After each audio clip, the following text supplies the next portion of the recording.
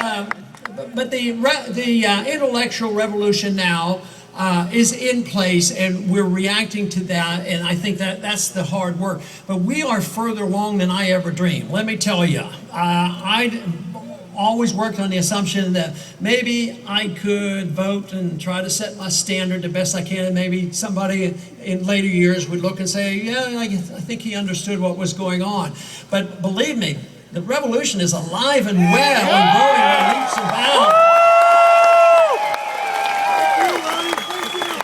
Looks like truly it is an idea whose time has come, and armies will not stop us, nor will the government stop us.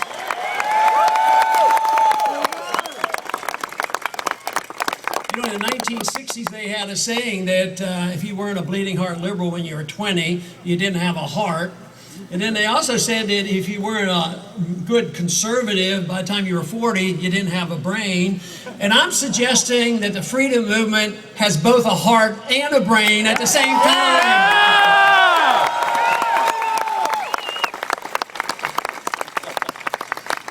A true revolution should have high standards and high ideals and high goals that we have to strive for something that seems almost impossible. And it seemed to me that it was impossible. I think it's possible now. I really believe it is possible for you as a generation to bring about the changes in a very positive way. So, but the striving for what seems to be impossible is key. But it does require passion. It does require the emotions and people to get charged up and involved and taken upon themselves. This is what's happening around the country. Individuals throughout the country aren't getting directions from me or our campaign, but they're spontaneously getting involved, and they're doing the thing that they want to do, and they get very much involved. But this revolution is involved with not only passion but reason.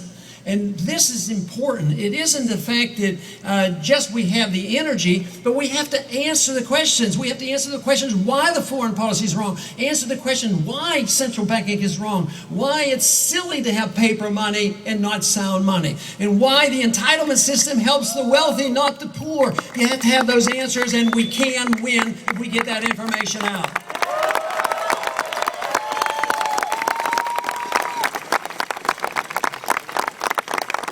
And it is true that the harder and the more difficult the conflict seems, the greater the sense of satisfaction is when we win.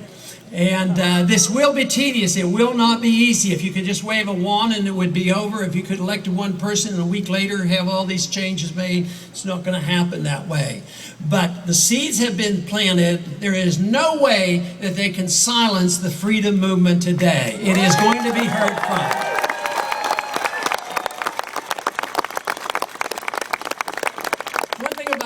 Freedom that I think is so important. I have many times said that freedom is popular.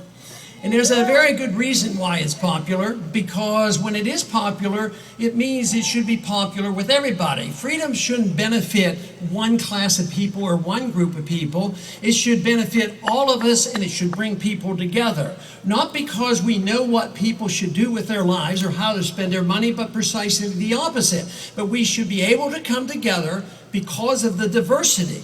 Because we want to protect diversity. We want people to have their own lifestyles and not be told how to run their own lives.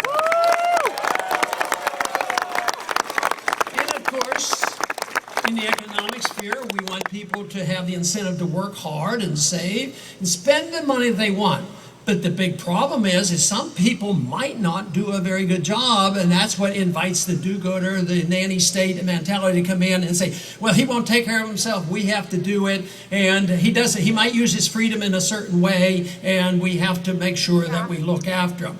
Yes, in a free society there will be some of that, but think about it when the politician and the bureaucrat makes a decision and they make a wrong decision because they can't possibly know what is best for you or how to spend your money. So when they do make the decision, it does harm for all of us. So that is why you want the individuals to make their own decision about their own lives and their own money.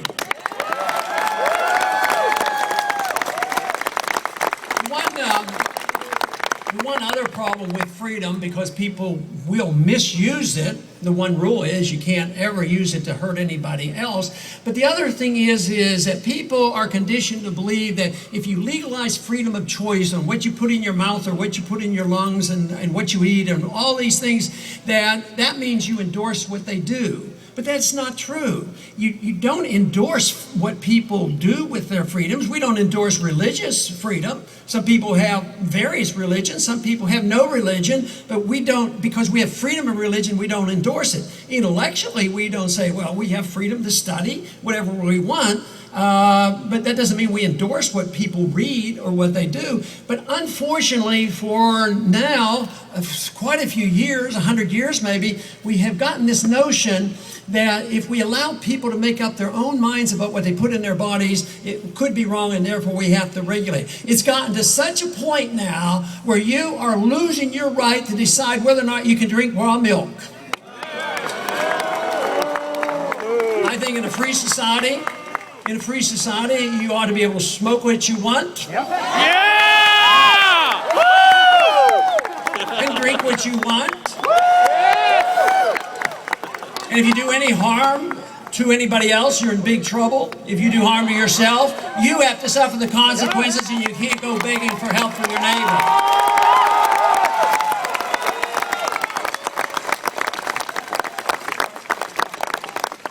Drugs are very dangerous. And I admonish my children and my grandchildren to be very, very cautious, because they are very dangerous and people can get addicted. But I also know that the war on drugs has been much more damaging to our liberties, and it hurts everybody, than the drugs themselves. And also, if you're worried about addiction, what are you going to do about the addiction of prescription drugs? That's where the real problems are. So we have to have more confidence in ourselves. We have lost confidence in believing that freedom works, and that freedom is a solution, that people might misuse their freedoms. So we need more confidence, but we need a better understanding, because when they tell you, well, this freedom is a good thing, but it's only going to help the rich, which is wrong. It's the system we have today that helps the rich at the punishment of the poor. The entitlement system doesn't work. So what we want is a fairer system, which means that the incentive system works and allows people to work hard and take care of themselves and get the benefit and the satisfaction of taking care of oneself. That's what we need again.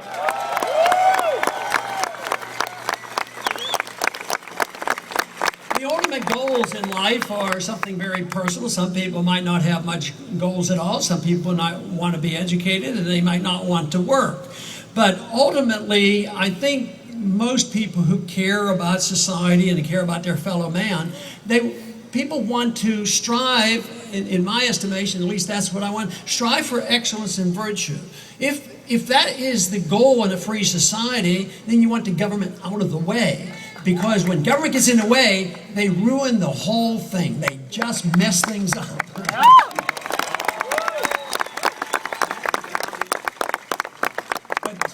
Often we make this assumption that government will be there, will take care of us, and everything is going to be all right. Our experiment with liberty has been the greatest experiment in the history of the world.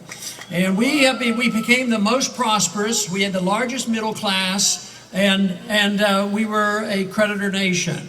Today, we owe $5 trillion. We have a middle class that's shrinking and getting poorer. We have have now the standard of living for the average American has been going down for 12 years. And that's why people feel badly about the way it is today. The unemployment rate for certain categories, the young teenagers, college graduates, it's very, very tough. And so when the government comes along, and today they made the announcement, the unemployment rate just went down. But what the problem is they don't count everybody. The people who drop out, they don't count. And the people who stop looking for work, and there were 34 million new people in the last 10 years. Essentially no new jobs have been created. So there's really a serious problem with the unemployment. And it's because we've had a managed economy for a long time. We have been taught by the liberal professors that the reason we get into recessions, the people won't spend the money. Of course, how do you spend the money if you don't have a job and you're all maxed out on credit cards? You can't spend money. So they recognize that possibility, and the Bernankes of the world say, you know what we need to do is the government then needs to spend the money, and deficits don't matter. And the truth is, deficits do matter. And we've lived too long on the assumptions that governments are different than individuals. But individuals who live beyond their means eventually live beneath their means. And countries that do the same thing will live beneath their means, and that is what we're ushering in, an age right now of living beneath our means. And that is the reason we have to have significant changes. And it's not going back to the old days, and the old age, and the old standard, the gold standard. I mean, what is old is tyranny. And the other side wants to go back and have more tyranny and more authoritarianism. So what we want to do is go back and pick up the pieces of what a free society was all about and build on it, have a better gold standard, a better understanding of foreign policy and economic policy. Now, if we fail to do this, I can tell you, if only 10 people showed up tonight, I would have been a little bit discouraged. But now I continue to be encouraged because I think the changes will come, and they are going to come. And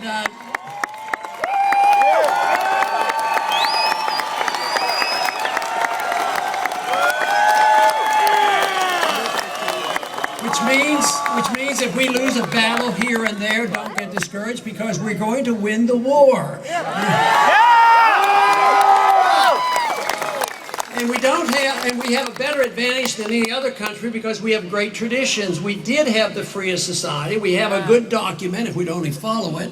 We knew once what sound money was all about. We had a good concept of private property and contract rights. Today, of course, the government cancels contracts more than they enforce contracts.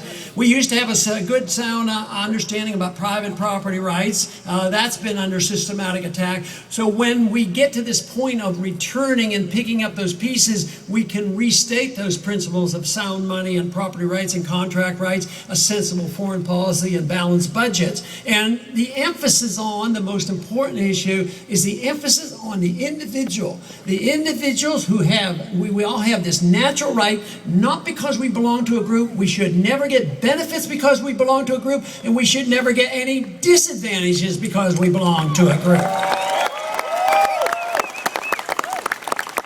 And if that is the case, I believe we will all come together, and the groups will be diverse. And I think our campaign has demonstrated this, because one of the real challenges is going to some of the Republican primary debates.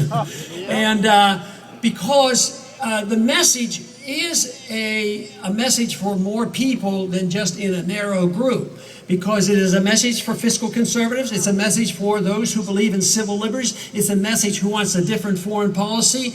And instead of compromising our principles and saying, well, I'll give this and maybe try to bring people together, that's what they did for decades. The liberals and conservatives got together in spending.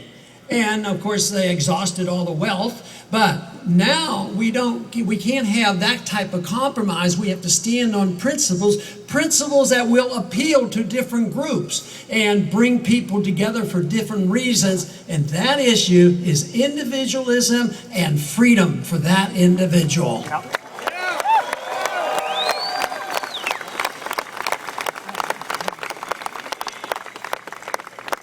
Because there's so much positive activity going on in the country today, I am optimistic that by doing this, that we will have the best chance of not only restoring peace to this country, that we will restore prosperity to this country, and once again restore the greatness of America, which we all should strive for. Thank you very much for coming today.